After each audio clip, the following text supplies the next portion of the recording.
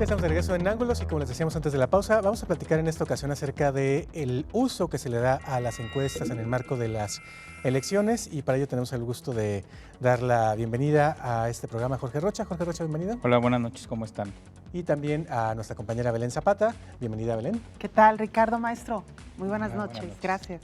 Muchas gracias, Belén. Bueno, pues primero preguntarles, ya están empezando a surgir las primeras encuestas, se publicó la semana pasada una de Milenio, hoy se publica una del Occidental, casas que por supuesto han sido contratadas, que sí se dedican a las encuestas, y ahí sería como la primera parte de la pregunta, porque generalmente damos por hecho que son los propios medios los que nos presentan las encuestas, pero en realidad son empresas que han sido contratadas por los propios medios o a veces no necesariamente por los propios medios. Solamente entiendo, hay un medio en Guadalajara que difunde sus propias encuestas, que sería Grupo Reforma a través de Mural, ¿cierto? Así es. Sí, sin duda alguna, él es el único medio que en este momento tiene su propia encuestadora, que de hecho ya la tiene desde hace un buen de años. De hecho, los últimos procesos electorales, Reforma y Mural, que es la versión local, pues se ha dedicado a hacer encuestas a lo largo de estos años. El resto de los medios, en locales por lo menos, no tienen encuestas propias, más bien lo que hacen es contratar o subcontratar a empresas que se dedican a eso para que les vayan dando seguimiento, sobre todo en temas electorales, ¿no? Es cuando se ve este tipo de acciones, de eventos. Y bueno, lo primero que yo sí quisiera decir es que quizá en otros momentos las encuestas las veíamos como una herramienta, que es una herramienta estadística, científica, para medir preferencias de muchos tipos de cosas, entre ellos lo electoral. Pero en el último tiempo, sobre todo de la última elección, del 2012 para acá, las encuestas más bien se han convertido en un instrumento de propaganda política. Por eso cada medio compra su encuesta, por eso cada partido compra su encuesta y las da a conocer. Y vuelvo a repetir, más que estar midiendo preferencias, que también lo siguen haciendo, pero ahora se utilizan sobre todo para propaganda política, ya sea para decir, pues yo voy arriba, ya sea para decir voy alcanzando, o ya sea para algún adversario decir, pues miren cómo se va cayendo, ¿no? Pero entonces este segundo componente lo que ha provocado es que empecemos a desconfiar de las encuestas. De hecho, ya en 2012 hubo muchas de estas empresas que se dedican a estas actividades que tuvieron errores graves en la medición, ¿no? De repente le daban a el ahora presidente Enrique Peña Nieto diferencias de más de 15 puntos, cuando al final terminó siendo de 6 puntos, es decir, se fueron mucho más allá de los márgenes de error y después dijeron que efectivamente habían sobreponderado la preferencia hacia el PRI, ¿no? Pero obviamente, bueno, vuelvo a repetir, este tema hace que tengamos que ver las encuestas con muchísimo más cuidado que antes. A propósito de eso, Belén, digo, no voy a entrar por supuesto en asuntos de edad y todo, pero tú y yo tenemos cubriendo elecciones, calculo por lo menos 6 elecciones, 3 presidenciales y 3 intermedias. Sí, ¿no? sí, totalmente. Y es cierto lo que dice Jorge, las encuestas cobran una relevancia, yo no diría que desde el 2012, sino desde 2006 para acá, ¿no? Antes como que no nos fijábamos tanto en eso. Yo me voy a ir un poquito más para atrás y que de hecho me parece que hablando de tiempo en el ejercicio del periodismo, fue casi que de las primeras elecciones que me tocó cubrir ya como reportera en la elección del 2000 con Vicente Fox. Y me parece que un dato emblemático es la encuesta que presenta María de las Heras, ¿no?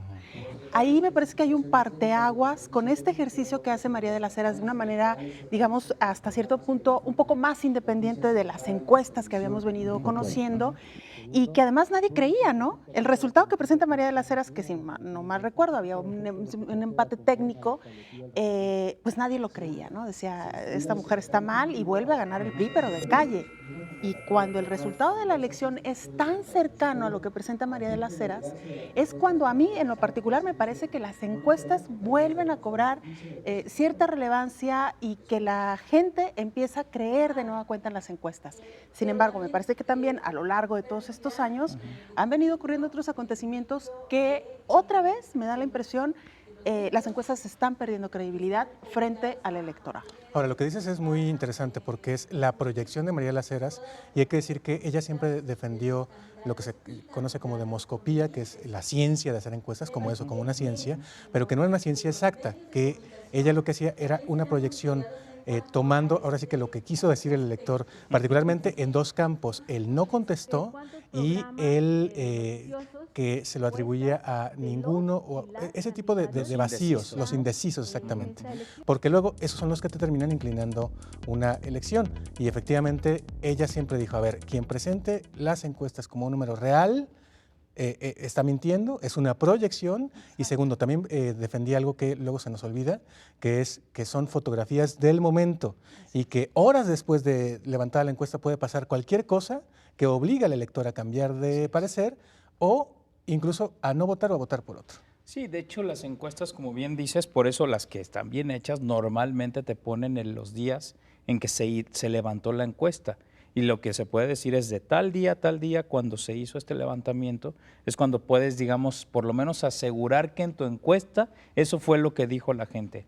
Ahora mira, qué bien que retoma esto, Belén, porque en 2000 efectivamente las encuestas empezaron a servir a los ciudadanos sobre todo para razonar mejor su voto.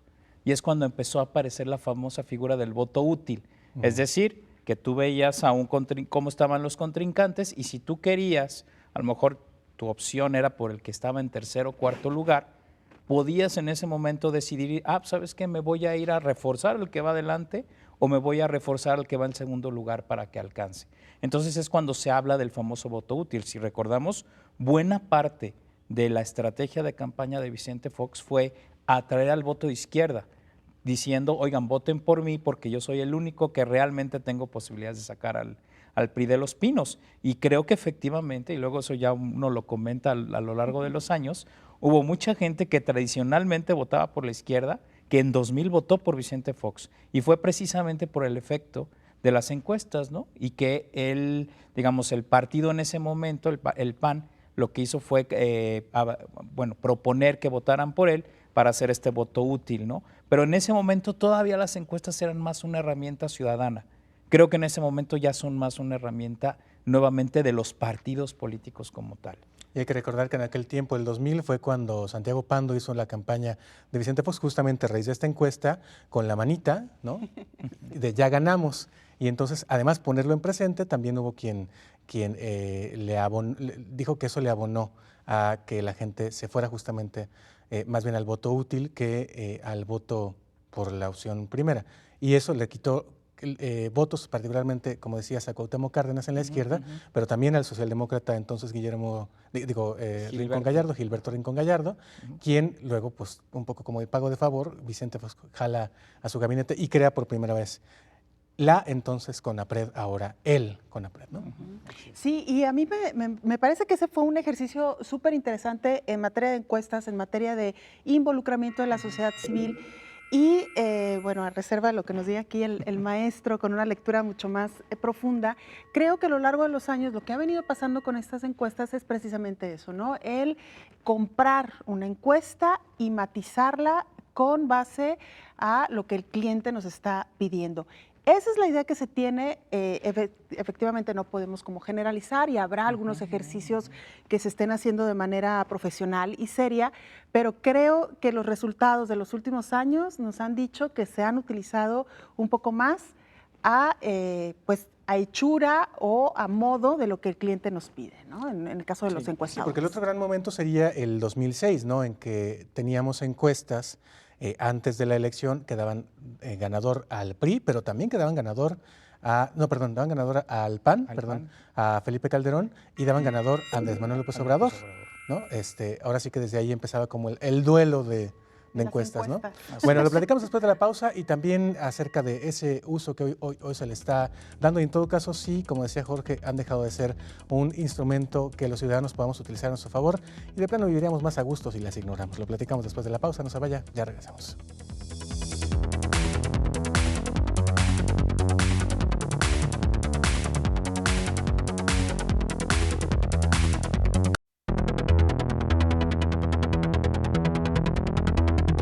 Ya estamos de regreso en Ángulos platicando acerca de las encuestas, sus usos y también usos a conveniencia a lo largo de los tiempos recientes y particularmente en esta elección. Y bueno, decíamos en el 2006 llamó mucho la atención que empezó la encuestitis, la guerra de encuestas, ¿no?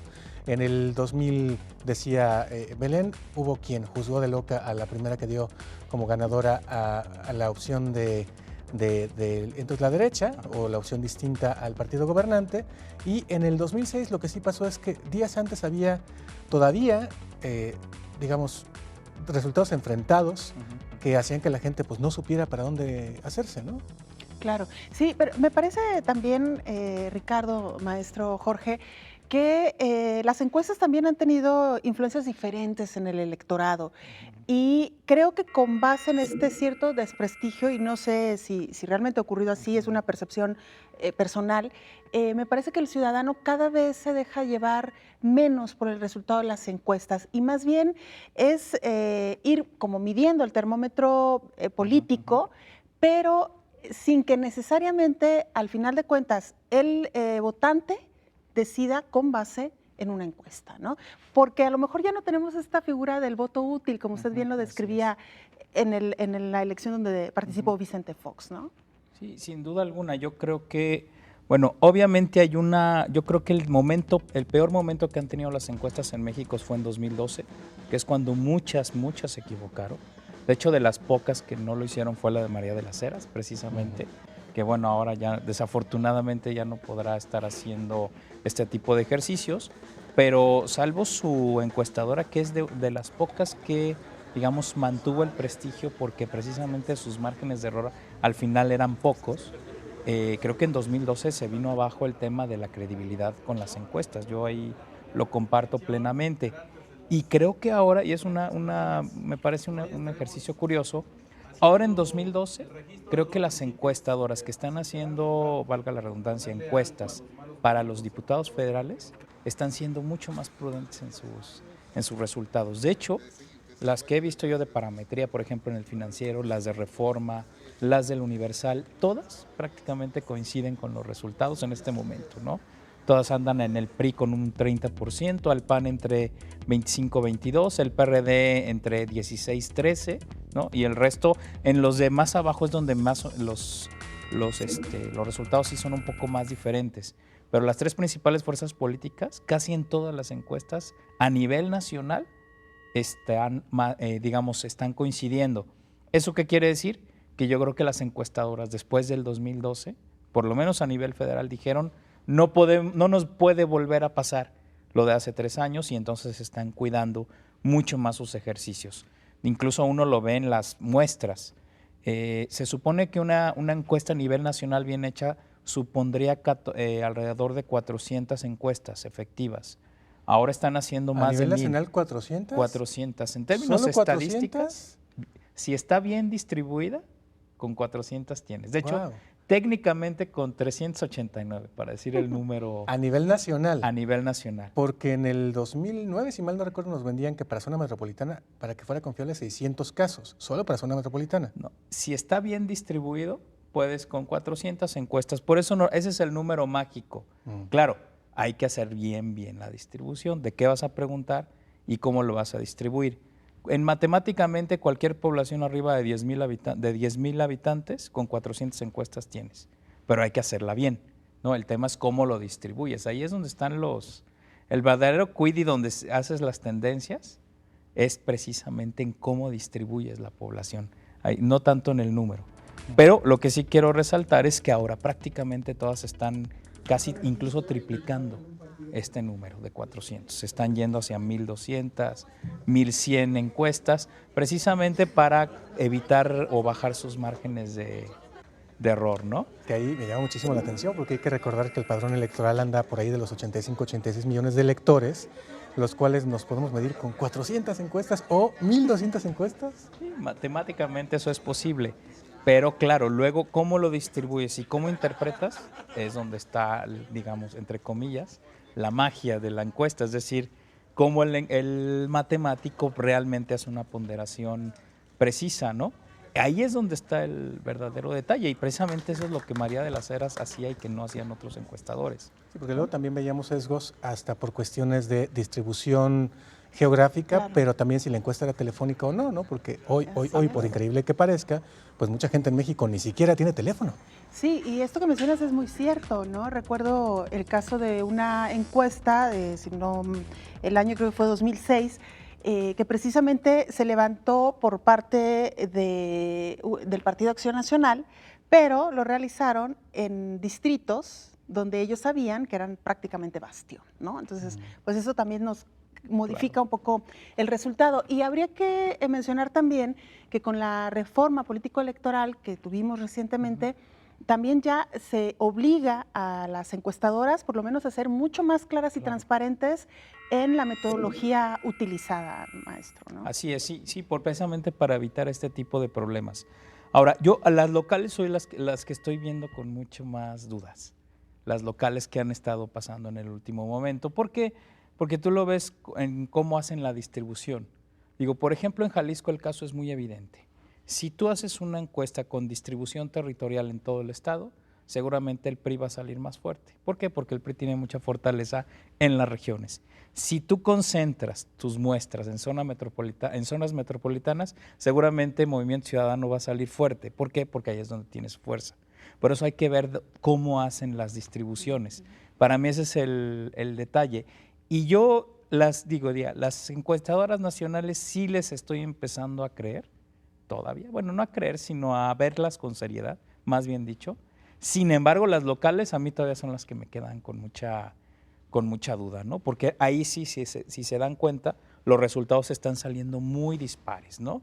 Y claro, incluso en la manera como se presenta la encuesta en los periódicos, ahí si uno hace un análisis muy exhaustivo, te das cuenta que hasta en la forma de hacer la presentación de resultados ya estás diciendo una u otra cosa, ¿no? Sí, es que ahí también la línea editorial de cómo lee la encuesta, pues es la que resulta interesante. Ahora, efectivamente, en las locales de repente uno podría poner una sobre otra y sería una especie como de montaña rusa, ¿no? Porque, por ejemplo, en algunas sale el PAN como una tercera fuerza, pero muy alejada del primero y el segundo lugar, y en otras sale, pues no parejeando, pero digamos a 1 o 2 puntos de diferencia de los punteros, que le llamarían los doctos una elección de tercios, y en otras más bien quieren pintar que el duelo es de 2 y que es Movimiento Ciudadano contra el PRI, ¿no? Sí, no, ahí tú lo ves, incluso, fíjate, cuando luego una cosa que ayuda a ver las encuestas bien hechas es cuando preguntan otra cosa distinta a lo electoral.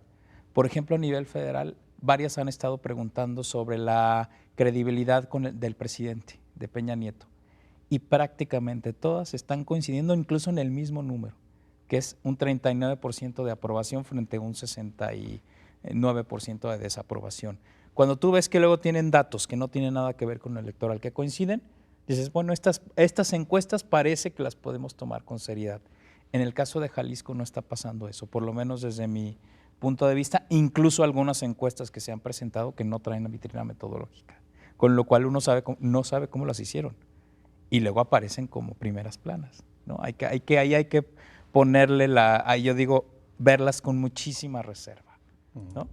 Ahora sí que no es lo mismo que lo mismo. Así es. No, y definitivamente que precisamente esto, ¿no? Ir un poco como educando en esta conciencia, educándonos, ¿no? Como ciudadanos, de que una encuesta tendría que presentar como mínimo esta metodología para entonces eso, tomarla con seriedad o no, ¿no?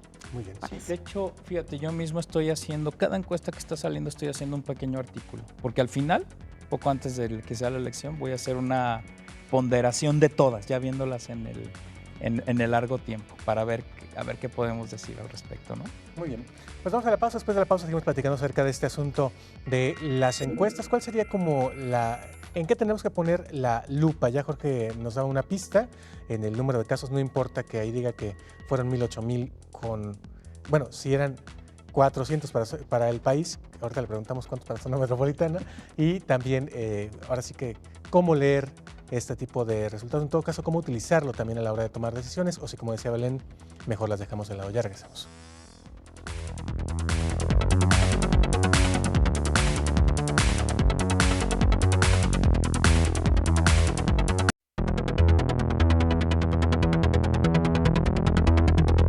Estamos de regreso en Ángulos, platicando acerca de las encuestas y bueno, pues tener como mucho cuidado en este momento en que están siendo utilizadas convenientemente como un mecanismo de propaganda, nos decía Jorge Rocha en el primer bloque, en el segundo nos dejaba con la boca abierta porque nos decía que basta con 400 encuestas bien aplicadas en lugares específicos para tener una medición del país y en el caso de zona metropolitana de Guadalajara, Jorge, ¿cuántas?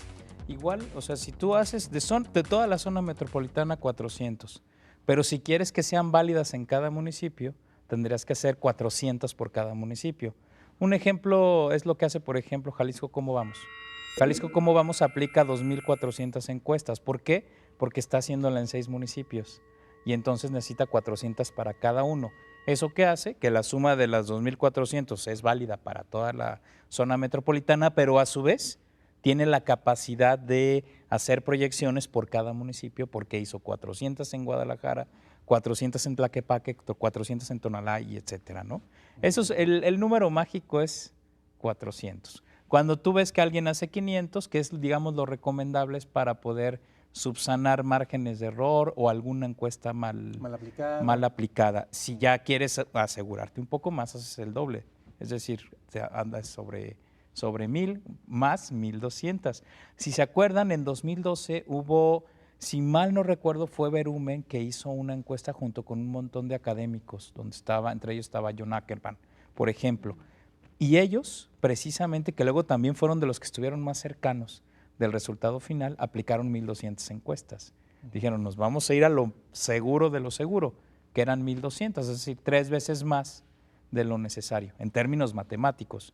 Ahora vuelvo a repetir, la clave está en cómo eliges, cómo la vas a distribuir, ¿no? Esa es la parte importante. ¿Y cómo se aplica, no, Belén? Porque a lo largo de los años también hemos venido platicando con gente que se dedica a esto o con candidatos o partidos que hacen uso de sus resultados y lo que nos dicen es, bueno, no es lo mismo que le pongas el nombre, que le pongas la foto del fulano, claro, que le pongas solamente el partido o que le pongas la boleta tal y como la va a ir a tachar el día de la elección. De hecho, se supone que la mejor es la de la boleta, ¿no? Sí, bueno, ahí sí hay, y es precisamente lo que yo quería mencionar. Una vez, bueno, eso es ya cuando tienes cuando ya estás en el ejercicio, ¿no? Cuando estás levantando la encuesta, pero luego también hasta qué punto el encuestado está respondiendo la verdad, ¿no? O hasta dónde está ahí medio manipulando su respuesta. Y luego, no habrá que perder de vista también, y esto comentado también por gente que se dedica a la elaboración de encuestas, que muchos de los jóvenes que a veces se contratan para el levantamiento de las encuestas, lo que quieren es terminar y a veces llenan con datos falsos. Entonces, me parece que estos elementos pues también se deberían de tomar en cuenta hacia el final del resultado de la elección. ¿Qué tanto? Pero además no se pueden medir, ¿no? Porque ¿cómo sabemos quién nos mintió? O cómo sabemos qué joven encuestador llenó con datos falsos la encuesta, ¿no? Porque en el caso del encuestado también está el factor confianza, ¿no? Hay mucha gente que sí se ha creído y se ha creído de más eso de que el voto es secreto y no le quiere decir a nadie, entonces le dice uno falso, ¿no? Sí. Y en algunos casos también, a ver, yo sí he conocido gente que le da vergüenza porque hay un voto de verdad. Exacto. Claro. No, y entonces claro, que no lo declara, ¿no? Por supuesto. No, es verdad, es verdad. Y sabes que hay una cosa que es muy importante que uno vea en las encuestas. Algunas solamente ponen lo que le llaman preferencia afectiva y otros lo que es la preferencia bruta. La preferencia bruta es exactamente cómo recogieron las preguntas o las boletas. Y entonces, ¿cuánto sacó el PAN, PRI, PRD, indecisos, quien no contestó, etcétera? Ahí viene todo. El problema es que luego en la interpretación de la preferencia afectiva es donde hay algunas manipulaciones. ¿Por qué? Porque en preferencia afectiva quitas a los que anularon, a los indecisos, a los que no contestaron y solamente haces la proyección de los que efectivamente votaron por algún partido político. Y de repente ahí lo que algunos empezaban a hacer es que distribuían ese porcentaje equitativamente, que fue donde, por ejemplo, sobreponderaron al PRI en 2012. Y dice, lo que dice María de las Heras es no, o decía, no, ese porcentaje que te queda ahí, tienes que ponderarlo también, con la misma, digamos, con otros patrones de cuestiones de negativos, positivos, etcétera. Entonces también hay que fijarse bien en eso. Si uno quiere ver exactamente lo que salió, hay que irse a ver preferencia bruta. Ya la preferencia efectiva ya es una primera ponderación que hace el encuestador. Bueno, ahí está otro elemento para tomar en cuenta. Sí, yo lo que creo, en lo particular no me ha quedado del todo claro, y a lo mejor aquí el maestro nos puede ayudar, es realmente cuánto influye una encuesta en el elector. Mi percepción es que poco y me parece que específicamente podría influir en aquellos que no han decidido su voto. Pero para quien ya lo tiene decidido es muy difícil, en mi opinión, que una encuesta cambie su preferencia sobre el partido político o el personaje sobre el cual quiere votar. En los indecisos yo daría el beneficio de la duda. Aún así, me parece que los indecisos, en mi opinión, siguen indecisos hasta el final. O sea, no creo que una encuesta los logre convencer de hacia dónde aplicar su voto. No sé, maestro. No, yo totalmente de acuerdo. De hecho, creo que la última vez cuando vimos que la encuesta sí influyó mucho en los electores fue en 2000, por lo del voto útil, ¿no? Creo que a partir de eso ya no ha sucedido, precisamente porque hemos visto los errores en las encuestas. Y entonces ya los ciudadanos ya no se están fiando, o sea, ya no deciden su voto en función de qué hay en la encuesta, o el margen que lo hará es mucho menos y no es significativo. Y efectivamente de los indecisos yo creo que esos hay quien decide estando ahí, en la urna. Dice, bueno, vámonos por aquí, ¿no? Entonces ahí ya los elementos para que voten son un volado tal cual, ¿no? Y a ver, en el caso del 2006 y en el caso del 2012, parte de lo que se dijo en el caso específicamente de Andrés Manuel López Obrador era que parte de lo que lo había llevado a perder era que sus propios seguidores lo habían dado ya por ganador y dijeron, algunos de ellos, pues ya ni para qué vamos, de todas maneras ya ganó. Un poco como en la estrategia pues, de que, mira, de todas maneras se le va a llevar de calle y a final de cuentas eso le pega en las urnas. ¿Puede ser cierto? No, yo creo que no tanto. Yo creo que Andrés Manuel más bien labró, bueno, obviamente estuvo la campaña sucia, que eso afectó, pero también, si se acuerdan, en 2006 Andrés Manuel se peleó con medio mundo, adentro de su propio partido. O sea, si hubiera convencido a los cardenistas con los que se peleó de ir a votado por él, a lo mejor hubiera sido otra la historia de este país. Recordemos que la diferencia de votos es, alguien lo decía, físicamente eran 2 estadios aztecas llenos. Esa es la diferencia, solamente, ¿no? Yo creo que más bien fue conflictos internos de López Obrador, ¿no? Sí, luego habría que preguntarnos también qué tanto esas encuestas realmente son tomadas con seriedad por los opositores. Es decir, si una encuesta da como ganador a mi contrincante, realmente hasta dónde yo la puedo tomar en serio y puedo decir, y preocuparme y cambiar la estrategia. También me da la impresión que entre partidos políticos sí las siguen, las ven, pero también percibo que no necesariamente es un factor determinante como para cambiar una estrategia de campaña, por ejemplo. Es que justamente esa era mi última pregunta. ¿Cómo se toman las encuestas en los cuartos de guerra? Porque una cosa es lo que se dice públicamente, ¿no? De que, a ver, tomo el dato que me conviene y miren, aquí está clarito que voy ganando. Y otra cosa es de verdad la lectura que se hace justamente para cambiar o no cambiar la estrategia. No, la estrategia de los partidos es con sus encuestas, con las que ellos hacen, claro. con sus propias encuestas que no se conocen. Digo, salvo que uno tenga amigos en los partidos y te las faciliten, pero si no, ellos deciden en función de las encuestas propias en las que tienen. Claro, ahí el problema es que realmente contraten a alguien que les diga la verdad, porque luego eso ya ha pasado ese tipo de cosas, por querer quedar bien con el cliente les hacen encuestas a modo, ¿no? Y entonces ahí es donde le fallan. Pero los partidos no utilizan las encuestas de fuera para su estrategia, más bien las propias, ¿no? O sea, y prácticamente sabe, a ver quién va ganando, usted que paga, ¿no? Qué padrísimo.